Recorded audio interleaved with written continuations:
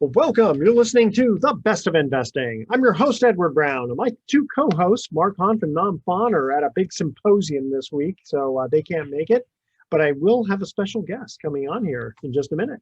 Our phone number is 888-912-1190. Use that number to answer the trivia questions for a 5-pack tanning certificate given away during this show. And that certificate is not sponsored by the radio station, but by Tan Bella Tanning Salon with 2 locations in San Francisco and 1 in Marin. And today's trivia theme is miscellaneous trivia.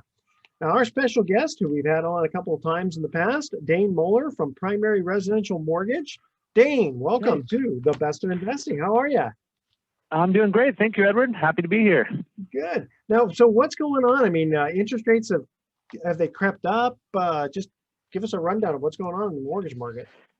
Yeah, interest rates have come off the very bottom. I think if you were to look for the bottom, it was October, November of last year. And we started this year with a little increase through April, then a decrease May and through the summer, and now starting a little bit of an increase again. And the expectations are for slow increase through the rest of the year. Caveat to that is the jumbo investors have gotten more aggressive and are back in the market to a bigger degree and fighting each other to provide the best deals. So similar to a few years ago, jumbo investors are now coming in below conforming and still delivering rates in the high 2s for a 30-year fixed, which is great. Wow. So am I hearing you right that the interest rate for a jumbo is actually less than if it was lower? Wow. That's so kind of yeah, the interest rates for conforming loans, which are loans that meet Fannie Mae and Freddie Mac guidelines, they have a lot of taxes built into them. Our government has added all kinds of fees over the years that have nothing to do with real estate. I mean, we pay for roads and infrastructure and all kinds of stuff with taxes on mortgages. And jumbo loans don't have those taxes. So if oftentimes for very good scenarios, jumbo lenders will offer better rates than conforming. And it really does have to come down to those taxes that we all pay when we get and so the jumbo loans don't fall under the umbrella of the Fannie Freddie, and that's why they don't have those taxes built in, right? Exactly, yeah. How much are those taxes, generally speaking? You know, I don't have a specific number, but from what I understand, they drive up interest rates anywhere from 1/4 to 3/8 of 1% from what they would do with no taxes. Well, you know, it's and they don't call them taxes exactly. Okay. I think they're, they call them guarantee fees and other names, but they're in essence taxes. That's it, hitting the middle class again. Yeah. Yeah. Or a little bit in the lower, if you're thinking about Marin, where we live, it's hardly anybody gets a conforming loan, unless you've got a huge down payment. Yeah, there are a lot of people though that are moving laterally or up in the market and do have a large down payment. There's so much equity in the departing residents that if it's not their very first home, it is quite often that we see people putting down $1 million and getting a conforming loan. Gotcha. But that money's primarily coming from a departing residence, where the first-time home buyer who's scrimped and saved and everything to come up with a down payment, generally we're in that jumbo range, and trying to get to 10% or so on the down. So are you finding people who have a lot of equity rather than saying, well, I'm just going to cash out the equity and take a huge loan because the interest rates are so low? They're saying, no, I don't want to take on more debt. I'll just move the money right over to the next house. It's really a mixed bag. Some people do see the wisdom in holding those funds and investing them. I would be one of those people. If you're borrowing money at 3% and you can earn 5% in the market or a much better return with you, why would you not do that? I ran the numbers recently, and it's a huge spread over 30 years if you're borrowing at 3 and earning 5+.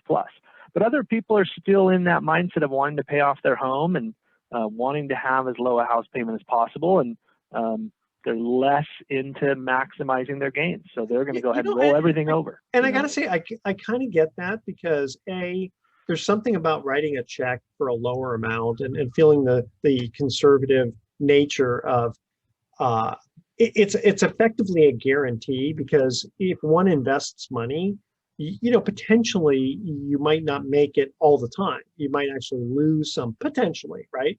Whereas with a mortgage, it's a fixed, assuming it's a fixed interest rate, you got to pay that every month. That's why it's funny, in the old days when I used to do financial consulting and people would show me credit cards, that they're paying 22% or something, and that they'd have money sitting in a bank at back then maybe 9%, and they'd have excess cash. And I'd let them know. I said, you know what, I can get you a 22% absolute guaranteed rate of return. And really, how? I said, pay off your credit card.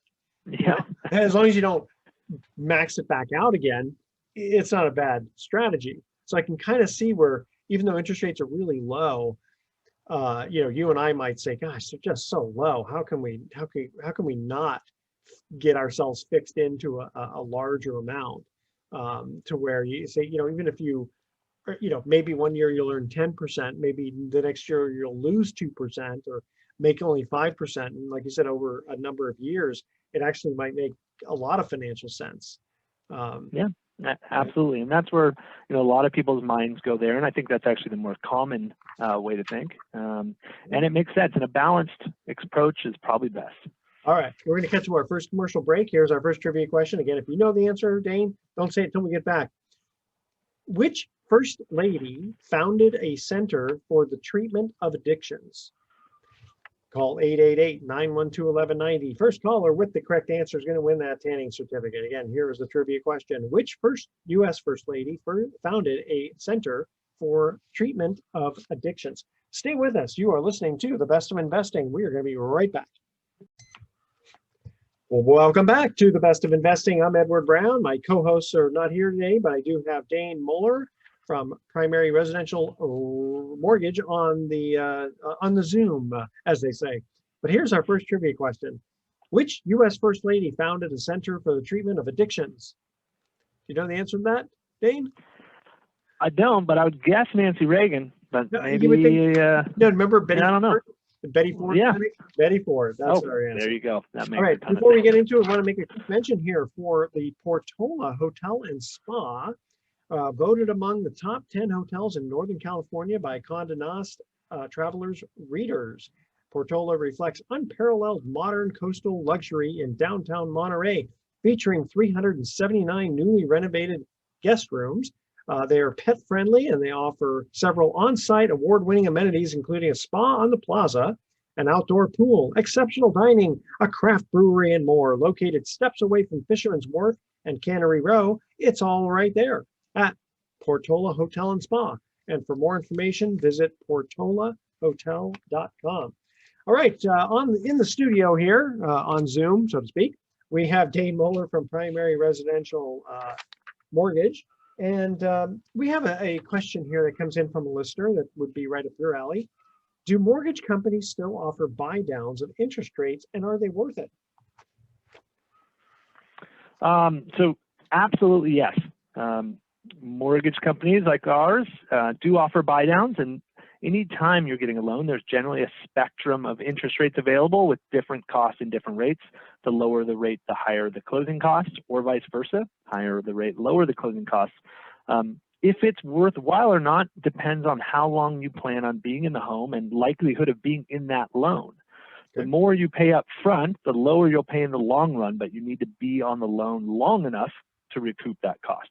So if interest rates fall dramatically and you refinance a year later, probably wasn't smart to pay that buy down cost.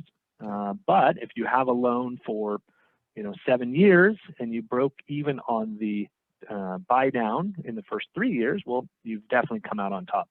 One other thing to consider is that buy downs can generally be financed, so that is your equity paying that, where the savings each month actually comes out of your pocket. So from a cash flow perspective, it can be very beneficial to buy down the loan using your equity, and you can do that without it be considering a cash out loan. You can use that money on what we call a no cash out or on a purchase loan. And then you save out of pocket each month, and money in your pocket month to month when you're paying bills worth a little more than equity tied up in your house. So how do you do that with your clients? Do you have like a little template or a grid, or is it just more philosophical discussion with them? Yeah, so I have a program that we input all the available options and run an analysis, and we can see at any point in the loan which was the best loan, so to speak, based on upfront and monthly interest costs. We don't look at the full principal and interest payment. We actually just look at the interest each month. Yeah. And we can kind of move forward in time and try to identify a sweet spot where you're getting the best balance. Most people don't go to the very lowest rate, and spend tens of thousands of dollars to get there. We usually find kind of a good balance where you might pay a little buy down to get a better rate and have a better long-term loan, but still balancing the fact that maybe you won't have this loan as long as you think. I guess the two quick questions that people really don't know the answer: A, will interest rates drop again? And B, am I really going to live in this house? I think I'm going to live here for X period of time, but things change. Yeah. And will I ever want to remodel this house and do a cash out loan? Because there's that option too. People refinance for all kinds of reasons, not just for a lower interest rate. So I generally like to see about 3 to 4 years as the break even on any upfront cost. Beyond that, it's just too hard to tell. Some people will tell me this is my forever home, my forever loan, and we'll go in that direction. But most people, 3 or 4 years is the timeline that I generally recommend in terms of paying additional cost and recouping it in terms of lower payments. And before I forget, and we'll ask you some more questions, but how do people get a hold of you, Dane? People can give me a call at 415-870-2752. That's our direct office line. Or you can always shoot me an email at dmoler@primres.com. That's PRIMERES as in Sam.com. I like that nice little shortened version of it. So what, today, and again, we're recording the show on a Thursday. The show will air on Saturday. It's probably not going to change too much. What are the various interest rates you're seeing right now? So interest rates really do vary based on the scenario. Everybody's going to qualify a little differently. So there's not just one interest rate out there. But we are seeing for the very best what you would consider kind of a perfect scenario, high 2s to low 3% on a 30-year fixed. And then if you're going for a shorter term, you're edging down into those 2% levels for, say, a 15-year fixed or a 20-year fixed. The adjustable rate mortgages remain extremely unpopular and underutilized. And I don't generally advise adjustable rates when fixed rates are so low. So we're not really even looking at those most of the time, because if you can grab a fixed rate in the low 3s, you definitely should. Yeah, no, that totally makes sense. Do you guys offer HELOCs also? We do not. We are a first mortgage lender. Just strictly first mortgage, yeah. And I guess in some cases, if you can get a large enough loan, you might not need a HELOC. Because the HELOCs are those are adjustable, and they are generally going to be a higher interest rate. What are those at, about 3.5% on average? Yeah, not offering them myself. I can only say what I see out there, and actually it's usually a little bit higher than that. Prime is 3.25. Right now you may get prime plus 1, something like that would put you at about 4.25. So, high 3s, low 4s. Equity lines do have their place. I mean, it's great to have that reserve available. If you have no balance, you pay no interest. That's great security. I have an equity line myself, and I love knowing it's there. Yes. But if you have a use for cash, you know immediately why you need it and want to spend it. Generally, a fixed rate is going to be a lower overall cost. Yeah, no, that totally makes sense. Has the Fed has kind of talked about raising interest rates, haven't they? Because that seems to be the topic every year. But what's your crystal ball tell us? Well, they're actually going to do it. They need to put a few more bullets back in their gun, so to speak. The Fed has been subsidizing mortgage rates through the purchase of mortgage-backed securities. They're going to slowly stop doing that, what we call tapering. A big thing back in 2013 was the taper tantrum. And they've done a good job this time around of telegraphing and telling everyone we're going to do this. And they will fully taper, and they will get all the way to 0 on purchasing mortgage-backed securities before they raise rates. So they got to go through that process first. So we're probably not looking until maybe next summer in my crystal ball until we see any sort of increase. But we will go up half to a full point from there. Wow. Okay. I mean, that's actually pretty significant. All right. We're going to cut to our second trivia question here. What does Police Chief Martin Brody use to kill the shark at the end of Jaws? We're talking about the first Jaws, not 2, 3, and whatever else one they have. All right, I remember that 1975, a very scary movie back then. All right, call 888-912-1190. The first caller with the correct answer is going to win that tanning certificate, which is worth over $100. What does Police Chief Martin Brody use to kill the shark at the end of the movie Jaws? All right, stay with us. You are listening to The Best of Investing with Edward Brown, that's me, and my special guest, Dane Moeller from Primary Residential Mortgage. Don't touch that dial. We're going to be right back. Welcome back to The Best of Investing. I'm Edward Brown, along with my special guest, Dane Moeller. Here's our second trivia question. What does Police Chief Martin Brody, use to kill the shark at the end of Jaws? The movie Jaws. You remember the movie Jaws? Oh yeah. Yeah. What does he use to kill the shark? You know, I got an image in my mind of him with a rifle and a scope, but I don't know if that was actually to kill him or just along the road of trying. No, that was it. What he does is he takes a scuba tank and he throws it in to the mouth of the shark, and the next time when the shark comes up and he says smile or say aw, he shoots him. In fact, it's funny because in the movie, Richard Dreyfuss makes a comment about, be careful, those things can explode because they're high compression. And I think that kind of, they give you a hint about that. So towards the end of the movie, it's like, wait, you realize, hey, if I do this and I shoot it, I don't know, maybe that's true. Maybe that it would explode. I don't know. Maybe shot it on the neck, on the end piece there. It probably would, or at least go shooting off something. Yeah. Anyway, in fact, you remember Jaws 2? Did you see that one? I did never see Jaws 2. It was good, not quite as good, but it was good. But basically, there's an old underground electric cable, and what he does is he lifts it up so that when the shark comes, he does, he says ah, say ah like a dentist would, and then the shark bites it and gets electrocuted. That's a different way to kill a shark. Don't try this at home. Okay.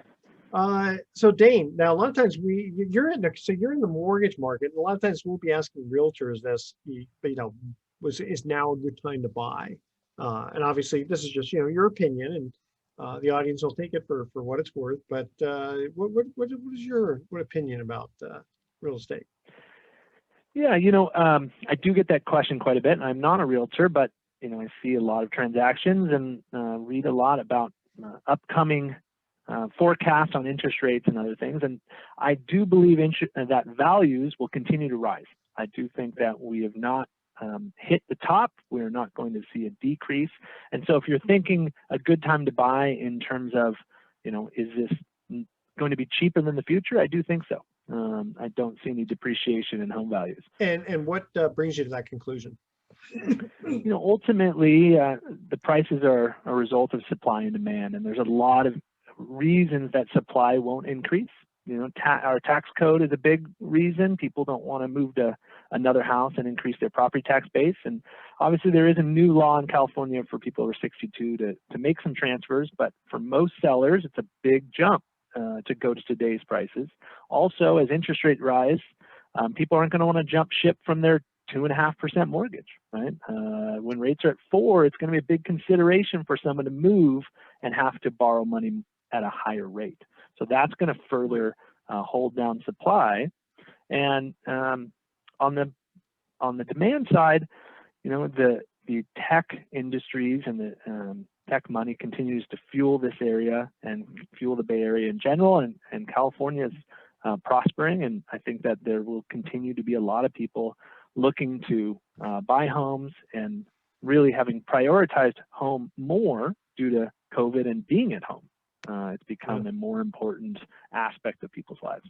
Which is, it's very interesting too, because you've had situations where during COVID, a lot of people just took money and started doing remodeling to their house. And a lot of those people probably are not saying, well, gee, I remodeled, now I'm going to move. I mean, they probably are going to set for a while. And then also, there was some buyer fatigue with people, with so much offering and then, getting left at the altar, so to speak, from the standpoint of, hey, did my bid get accepted? Did it get accepted? It's like, no, you're, 10th in line, which is interesting because I wonder, partly that'll keep the demand down, but a lot of those people are not going to put their houses on the market for that reason. So we did have a little bit of outflow of human beings from California, according to, losing a Senate seat or House seat. But there always seems to be more people coming back into California. And it depends where too. I mean, if you're in the sticks, that's one thing. It's interesting, San Francisco, with all of their lockdown and all that, a lot of times it seemed like the streets are empty, but, COVID's not going to last forever. And once we come out, a lot of people who had moved to the suburbs might just want to go back to the city. So again, there's going to be more fueling of some buyer demand. I don't know. It's interesting. I guess from your standpoint, as long as there's movement, one way or the other, traction, that's good for you because you're in the business of providing loans for people, be it refinance or moving. Yeah, we're here to help people, and that's providing transactions, providing that next great loan and then that great service experience. So for us, movement is very important. But, I also want to give people my frank advice on if I think they should do something or not. And I would still purchase a new home right now. Okay, good. All right. We have a couple more minutes before our next trivia question, which I think this one you'll get because I tried to make at least one softball question, if I could. The other ones were, not so hard. Let's see. Has COVID been a good thing for, when I say a good thing, has it been a boom to your business or has it slowed it down? Well, interest rates coming down has been very beneficial to the whole mortgage industry. We're here to provide benefit, and when you can lower someone's house payment significantly, that's a lot of benefit. So it's been very busy. It's been challenging. The appraisals and appraisers continue to be one of the biggest challenges in our industry, and a lot of that is due to COVID and appraisers not wanting to go out of their market area. They're also just kind of exhausted from the amount of work they've done. So, that's been a challenge, and there's been other challenges with notaries and recording offices and things that, are part of the overall process. Basically it's slowed down the process for someone to be able to refinance their house. Yeah, and right now, as we're heading out of the year, the appraisal portion is the slowest part of the process. And it was, last year might have been underwriting, might have been processing. The mortgage industry itself has in general caught up. I know we're caught up. We're 24 hours for underwriting right now. But the appraisals and appraisers, they're outside of our control and they're independent people. And that's the biggest question mark when you start a transaction is, how quickly can we get someone out to the house? We have purchases that are 3-week purchases, and on day one, you better be ordering that appraisal and paying a rush fee and hoping and praying someone picks it up. And is it taking 3 weeks for an appraisal? General turn time, if we're not in a rush on a refinance, is 4 to 5 weeks. But purchases we are able to get done, in 21 days if needed. But everything's got to fall into place. All right. Here's our third trivia question. The Battle of Gettysburg occurred in which U.S. state? 888-912-1190. First caller with the correct answer is going to win that tanning certificate. Stay with us. The Best of Investing is going to be right back. Welcome back to the Best of Investing. I'm Edward Brown, along with my special guest, Dane Moeller. Our third trivia question. The Battle of Gettysburg occurred in which U.S. state? I gotta guess Pennsylvania. Yes, there you go. Okay, so you still batted .333, which if you're in baseball, that'll get you into the Hall of Fame. You give me a bunt for that rifle to the scuba tank. Yeah, we'll give you half credit for that one because you knew it was. That was pretty good. So, the tax code, they keep talking about, changing things with regard to, are they going to get rid of home mortgage? Are they going to limit it? They've talked about, the SALT, right? State and local taxes, potentially changing that, but then there's the high income people, et cetera. They're also talking about changing the rules within IRAs with regard to what kind of assets you can hold. And if you're holding any alternative assets, i.e. not stocks, bonds, and mutual funds category, that if that passes, they're going to give the holder 2 years to sell those assets. They're not just going to say, okay, from now on you just can't buy anymore. They're going to say, no, you have to sell them. Well, I don't know how that's going to work, especially, if people have purchased real estate in their portfolio. I mean, they're going to have to dump it. And if they're in a limited partnership, I don't know how they're going to get rid of that because it's an illiquid investment. So, how do you I mean, there's all kinds of things going on. So I kind of threw a whole bunch of stuff on the plate here. Yeah. Just wanted to get your opinion as to how tax implications will affect real estate. Yeah, and those are all good questions. I'll try to unpack that a little bit. And, the mortgage interest deduction and then also the SALT, which is state and local taxes, both of those are aimed squarely at the coasts, right? Those are the West Coast and East Coast and, battle against the higher cost areas. They lowered the maximum interest deduction down to, I believe it's $750,000 from $1 million. And, people in the middle of the country probably don't borrow that much money, at least in most areas. Yeah. That I haven't seen been too big of a issue that people bring up when they're considering a home purchase or refinance, but it's certainly a real issue. The SALT limitations, that's a bigger deal. You're limited to $10,000 on your state and local income taxes. Well, in California, if you're affording a house, you're most likely paying the state over $10,000 in income taxes. So and if that you're a means high your earner, property taxes are, I mean, your property taxes in essence became non-deductible. Yeah. From fully deductible before, and that's a big deal, especially if you're buying a $1.5 million house, you're spending more than $15,000 a year, close to 20 on property taxes in most areas. So that's a really big deal, and I haven't seen it push down demand to buy a house. I think everybody's kind of just accepted it. And it is so competitive out there. It's cost of doing business, but ultimately it does cost all of us homeowners a little bit more. So I'd be firmly in favor of that going away. Tell me which politicians to fund their campaigns, and I'll make a donation. I mean, can you imagine how much better even real estate would do if suddenly they gave some extra bonus for it? I mean, there was a time when first home buyers, they got a special break. Do they get that anymore? No, there's no special tax break for first-time home buyers, at least that I know about. There are special programs that provide down payment and closing cost assistance, and we do offer those, and they're great programs for the right person. But generally, first-time home buyers don't have any sort of bonus or not getting a check in the mail from the government. Well, what's the minimum down payment nowadays? There was something like with FHA, it was 3% or something like that? So FHA remains 3.5%, but conventional for Fannie Mae and Freddie Mac, we can do 3%.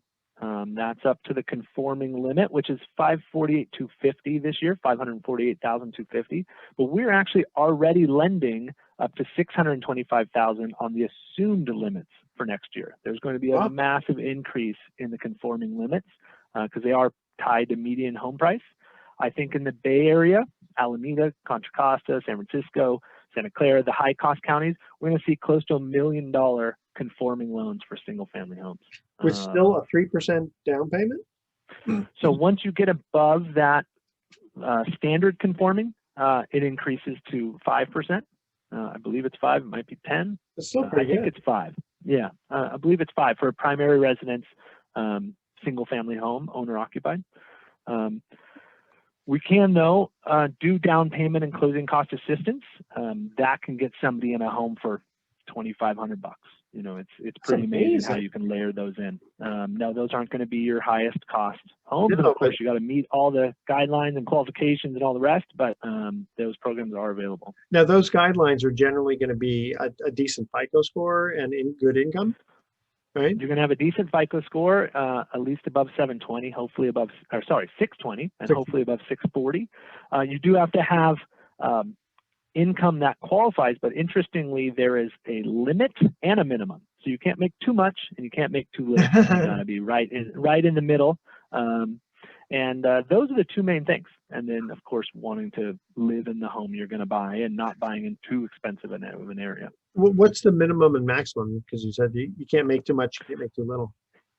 It's the median. It's tied to the median income, which is different for every area, every neighborhood. There's a thing you can look up online and see. If you type in home ready income limits, there's a map that comes up and you can put in an address and it'll show you what the median income is, and it's tied to that. Can you give us an example, just off the top of your head? Yeah, I mean, a lot of areas will be, 85, 90,000 at the max that you can make, and then. These are areas where you may be buying a house for $500,000, something like What's that. the Most people that are utilizing down payment and closing cost assistance aren't earning tremendous amounts of money, right? Otherwise they could save money for a down payment more easily. And Not everybody, of course, but most what's people. The minimum income for that? So 80 or 90,000 the max. Well, yeah, so the minimum is going to be based on the house price and other debts. A standard debt to income requirement. Generally, we're going up to 45% debt to income, which is pretty standard for other. 45%? That's pretty high. Didn't it used to be like 34%?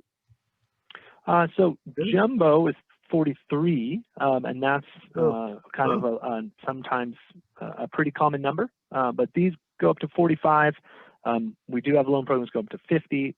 FHA loans sometimes you go up to 55. Is that take home pay or gross? That is gross.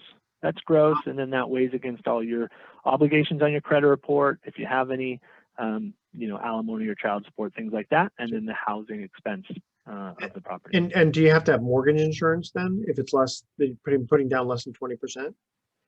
You would have mortgage insurance if you're putting down less than 20%, or if you're using FHA financing at any percentage. And mortgage insurance,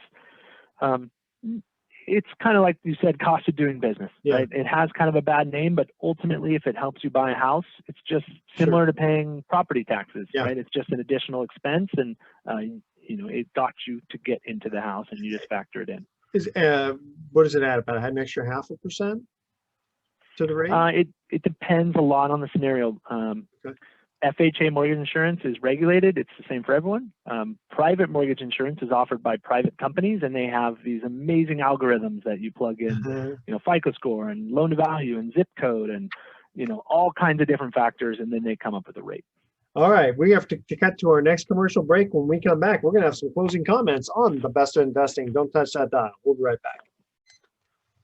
Welcome back to the best of investing. Last time for today, I'm Edward Brown, your host, along with my special guest, Dane Moeller, a primary residential mortgage. And Dane, you're quite the knowledgeable person on mortgages for sure. Give out your information one more time so people can get a hold of you. Yeah, thanks, Edward. So once again, it's Dane Moeller with Primary Residential Mortgage. My phone number is 415-870-2752, or you can always send me an email at dmoeller, D-M-O-L-E-R, at PrimeRes, that's P-R-I-M-E-R-E-S as in Sam.com. And aren't you one of the head honchos? You're like a manager there, aren't you? I'm the division president here in the Bay Area. There you go. We have an office in San Francisco and an office in San Rafael. And Primary Residential is nationwide, over 250 branches around the country, and we're in every state other than New York. I'm personally licensed all over California and Oregon. And what's the big advantage, let's give you a little pitch. Why should people, I know you're very honest, you're a very good mortgage broker. Besides that, why should people choose you versus someone else? Yeah, so we're technically a mortgage lender, not a mortgage broker. We are the ones offering the loan. We do all the processing, underwriting, and funding in-house and in our small Bay Area group. And we really take a Nordstrom's approach to our clients, and we try to offer the best service possible. We're 100% repeat and referral. And we don't, we're not out there advertising a teaser rate on the internet. We're here to provide an honest service and to get it done and to care about each and every loan that we do. We're out there fighting in your corner to make sure you get the best possible result, not dealing with a big box that, frankly, you're just a number.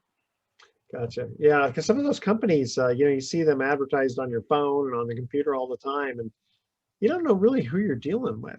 And they can make you promises and then not come through, and you can be left holding the bag, especially if you have to close on a property rather than refi, where you're just like, yeah, okay, well, it takes however long it takes is not a big deal. Of course, every day that goes by, you're not, yeah, it's costing you money if you could refinance at a lower rate. So it's good to get the personal touch. That's what we're here to do, and it's been successful, and we've been in business well over 20 years, and hopefully a lot more than 20 more. Yeah. Well, it's kind of neat because they said it is kind of like a boutique type company, because you don't really see you guys really advertise.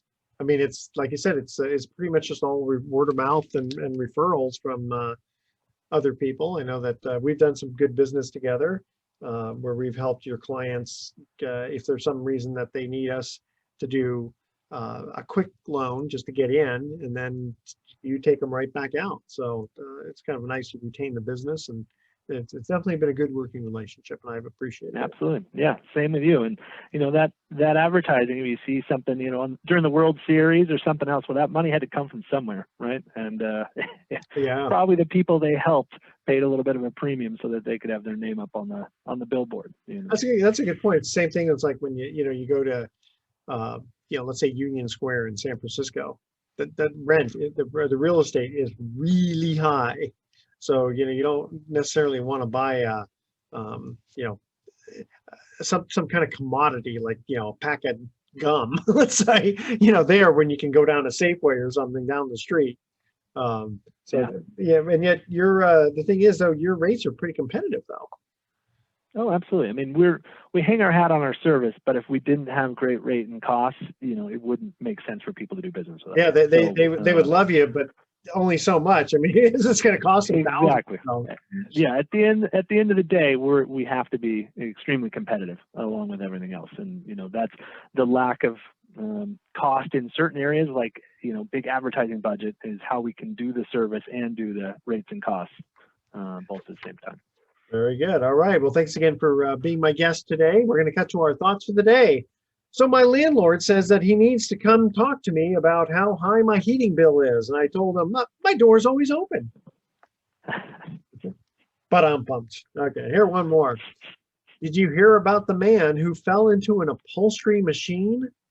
Don't worry, he's fully recovered.